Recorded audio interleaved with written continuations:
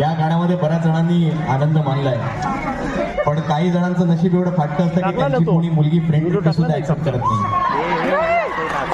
आणि त्याहून मोठं नशीब एवढं भारी की घरच्यांना वाटतं की हा लव्ह मॅरेजच करेल. अशा सगळ्यांना हे गाणं जास्त आवडत असेल कदाचित. चला तर मग पुढे बोलूया.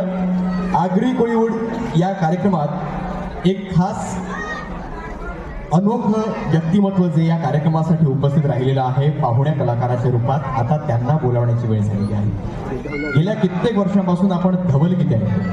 आता धवलगीते म्हटलं तर अनेकांना प्रश्न पडेल, धवलगीते म्हणजे नेमकं काय. तर ज्याला